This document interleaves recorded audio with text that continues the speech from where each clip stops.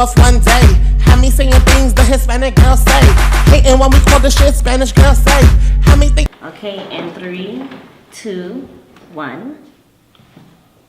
What up, everybody? It's your girl Adela, so just in case you didn't know, so. What's good, everybody? What's good? It's your boy DJ SJ614, and we are the New York Dose featuring. It's your girl Mahaya, the March guest host this month. I'm back. You know, they left me last week, but we're here with Fronze. Got it. in the building. The New York Dose is a weekly podcast run by a team of multicultural millennials bringing you pop culture chit-chat, current events, and a dose of New York City. Okay, this show is comprised of 3 main sections that are broken up into smaller segments. The main sections are the Subway, Empire State of Mind, and Times Square. If you hear anything you like, use the hashtag TNYD or mention us at the New York Dose so we can converse with you.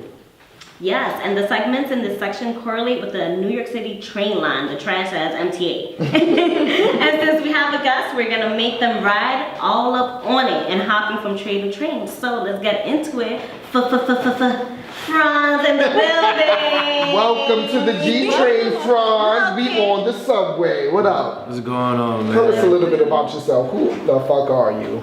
I'm a turnstile hopper, Okay. New York City bopper. Nah. Come on, boss. No. I'm an artist, writer, engineer, entrepreneur, businessman, great being. Jack of all trades. Yeah, nah, I'm a master of those things that I mentioned. Yeah. Okay, come on, great being. Yeah, you know. When did you get into Amazing artist. Oh, that's what I'm gonna say. amazing Because my artist. niece told me I'm an amazing artist, and nobody can tell me different. That's right. That's right. When did you jump into all of this? And what was the first? I'm gonna be honest with you. I just sell drugs, right? Okay. And at the time I was like working at a barbershop. It doesn't matter.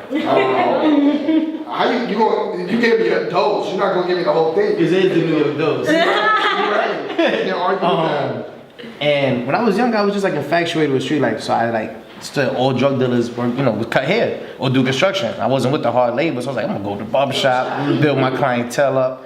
And I used to be in a barbershop and dudes would come in there saying they rap, and the barbers used to get me to just freestyle because I don't write. To this day, everything's just always off the top. Wow. And I used to just volley. And I was like, you know what? I could do this. And then I got more caught up in street, so I stepped away from music. And I got back into it 2009, a year before I met my bro. Yeah. And And where you from, Fronze? East New motherfucking York. Okay. Sorry, I gotta say it like that. In Brooklyn. Brooklyn. Because we East have New a York. listener from Louisiana now. Yeah. Listen, I'm from Brooklyn, Yeah. East New York, Okay. home of Uncle Murder. The East is popping right It now. really is. It really is. We come Yeah. up. Yeah. We've been there, but you know. So all right. So you stepped into. That's when you stepped into being like an artist, right? What about engineering? When did you get involved with that? I went to the studio, right? It was like $30 an hour, including mixing and mastering, and a lot of artists be hyped to get on that. Right. And then when I realized that I was still getting trash ass quality, and I'm like, yo, what I look like spending, this is my business mind, what like spending $1,000 to record a mixtape, right? For let's say 100 hours in the studio. I mean, I don't have a sound.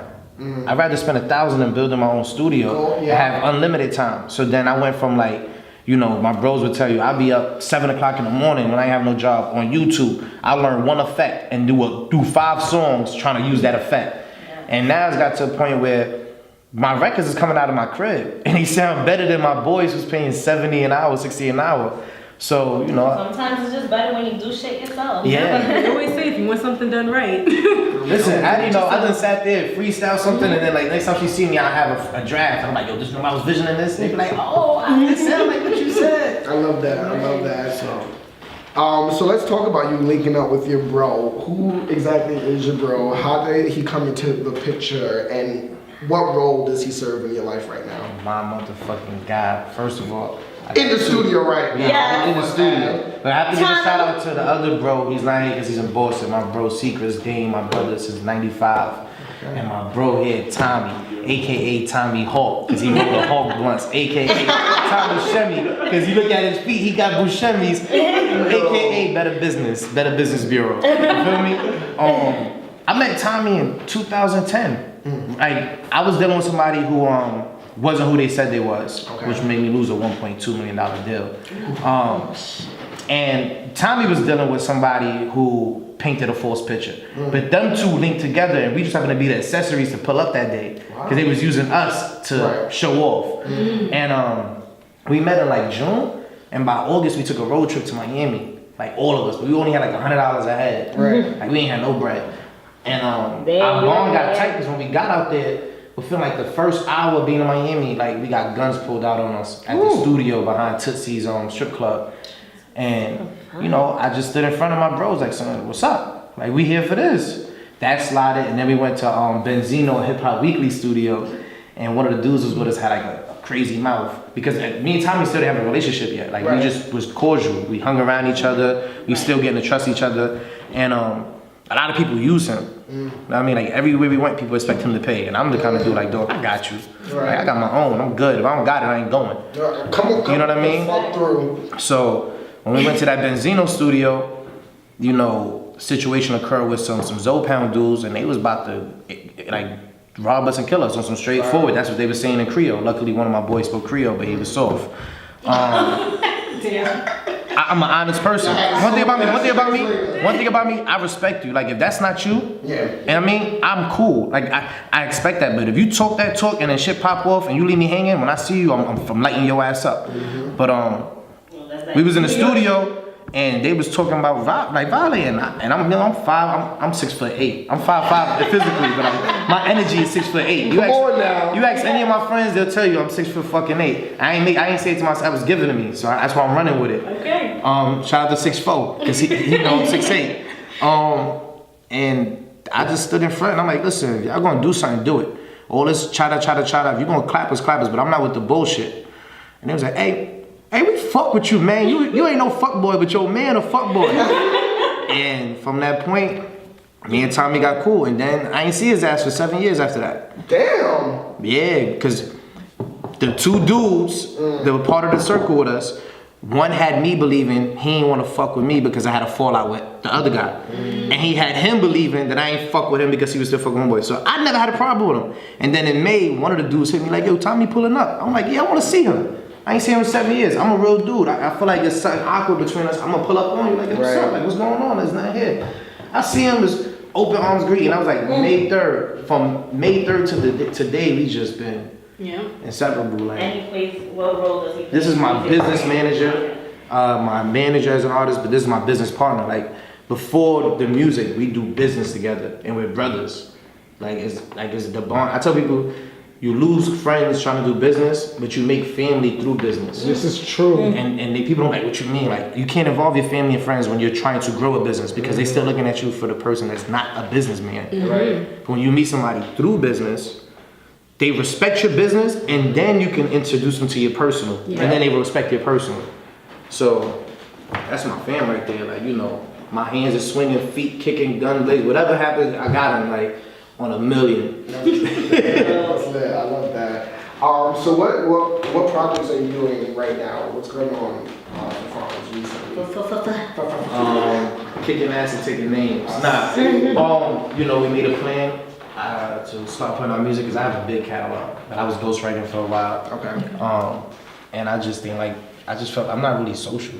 Like, I love people, but I don't like people. I can relate. You know what I mean? I'm mad friendly and shit. That. Like, I'm mad friendly and all that. But I go to the club. How you can love people but not like people. All right, it's like this, right? I love the company. I love the energy and stuff. I don't like large groups. You know what I mean? Social media, like, I'm a real motherfucker. And I'm not trying to toot my horn, but I be looking at dudes on social media and I'm like, you're not like that. Like, there's dudes I know in person, right? Who have over 1 million followers right now. They're funny, they doing shit on social media. They won't follow me back, right? But when they see me in the club, am I lying, bro? Or they see me, yo, big bro, what's up, bro? Yo, you wanna be in a picture with me? You wanna mob with me? Cause you know what my presence is. I mean, I got a real life presence, not a digital presence. So, you know, I'm like, this year we gotta make it happen, or I'm done. I'm 27, about to be 28. I'm not trying to give myself a time span, but I'm only trying to be an artist for so long. I'm a businessman. I wanna create a production company where I invest into artists who are talented as me, who just because they don't have the image or they're not goofy, that don't mean there's no money can be put behind them. Right. So we started in May. I dropped East Baghdad in June. And what's East Baghdad? It's some heavy Yeah, shit. it's straight bars. It's about Yes. East New York, because that's why I call East New York East Baghdad, because it's a war zone. And The song definitely feels like you in a It's war very zone. Like, raunchy. it's very Yeah. like heavy. when I perform it, I make people feel away. Like, because, you know, there's certain things I say and it is the truth. Like, you narrow-minded, misguided, and been blinded, consumer-minded, lack of knowledge and not responded. I'm spitting balls, but you won't get it, you don't. Like, you know what I mean? It's just certain. Come on. So, we did that, and then we did SOBs. Like, and this is me with no buzz, under 700 followers, but I got Was over the 100 people on SOBs SOBs. after the video? Nah, the video came Because how out. was We it dropped the video performing in late. SOBs? Like SOBs is like the place. Like, You know what's crazy? I performed June 6th at Gold Sounds, right? Shouts out to Gerard. That's my fam. I performed June 6th at Gold Sounds, and I got off stage, and Shy Collins, who I met twice before that through Gerard, her and Trav came to me like, yo, you wanna perform at SOBs? Like, you dope. And I'm like, hell fucking yeah, right, nigga, what like- date? He was like, can you do this weekend? I'm like, nah, I'm going to Cali, because I had an interview and a show in Cali. Like, I'm doing shit humbly. Like, those who's watching see what I'm doing. Like, Right. I have a good following, but I have some people who really have value in this game following me and supporting me. It's just about getting mine to the next level so I can use those resources. Yep. People use their resources too early. Yeah. And you mess up. You know what I mean? We started putting music out. I did Gold Sounds in June, Black Dawn in June. Then I killed SOBs. I had Jack how do Thriller you come feel out. when you left SOBs at SOB stage? Ever since then, I go on SOBs for free. Okay. Put it like that. Like, it don't matter who's in SOBs. I go downstairs, I'm chilling in the VIP, burning one. Like, they like, oh, that's Fronze. Security see me, yo, what up? Go for one show, but it's because it's not just my performance. I show everybody love. I bought security beers that night, like. You know how to treat people. Right, because you know, at the end of the day, like I don't want to be known for being great. I want to be known for doing great. And people only gonna remember you when you treat them great. Like, even if you treat me fucked up, I'm still gonna treat you great. It might be at a distance. So, Right. you know, and then now we topped this year off. We threw out Talking. Yes, I like the Yeah, talk people been video. fiending for Talking. I've had people curse me out. Like, dog, why you ain't putting out Talking yet? Because I had it on SoundCloud. When I realized it was on SoundCloud, I took it down. Cursing me out, my students. I work in a high school, like, you know what I mean? And I work with, seniors and all that. Like, yo, Mr. G, I got kids walking around the building spitting verses and talking because I send them the email, but I send them an NDA form. You know what I mean? I'm teaching them the business. Okay, Beyonce. And people was feeling for it, so I dropped a video 3 weeks ago, and I'm like, yo, when I hit 1,000 views, I'm gonna drop it. But the fake love you get, you feel me? I hit 500, so I'm like, you know what? I'm gonna set it up to drop. I'm about to do my first interview of 2018. I'm doing it with you guys. So I dropped it. It just literally dropped at like 10 a.m. Like, I had my timer and all of that. Yes. So make sure y'all go download that Talking. And East Baghdad. Yes, you guys have to see the video. It's so dope. Yeah. It's And we got more really- videos dropping. yeah. We got Condo coming out. The guy who did your video is dope. Yeah, it's my man. Shouts out to Alex Yes. Goldberg. Shout out to my boy Reed, Forrest Reed. Them dudes believe in me, Yeah. you know, and they believe in my vision because a lot of artists. That's what you need around you. Yeah, and you know what? I'm With the same very mindset. hands on.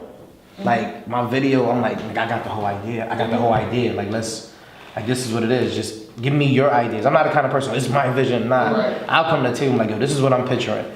Or, that's the point yeah, of or I got collaborating. steak. I got steak, right? I'm trying to cook this steak. But what's up? Who got vegetables? Who got some mashed potatoes? Who got some greens? Like, let's make this a plate instead of just a quick bite. Right. So, shouts out to my team. And Tommy's zero tolerance with me on my bullshit. He's like, nah, that's just whack. Good. Do it again. Harsh critic. What? My bro, listen to me. When he feeling it, he do this. When I see that, I got it. So, you know, we here. 2018 is about to get real. We just dropped Talking. We're gonna drop Live It Up. That video got shot already. When we drop Condo, we're showing video for Condo. Put like this, before July, I'm trying to have about 9 videos out. Okay. Yo, go the fuck off. Yeah, Yes, I'm 9 videos and I'm trying to do like 9 videos. Yeah, your life number? Your life app? That is. I'm trying to do like 9 videos, a good 10, 15 interviews, and about 15 shows. But I'm only doing what matters. Good. Like if it ain't for charity or something that's gonna give me visuals and good branding, I'm not doing it. I'm not paying you $200 for 7 minutes. Yeah, nah.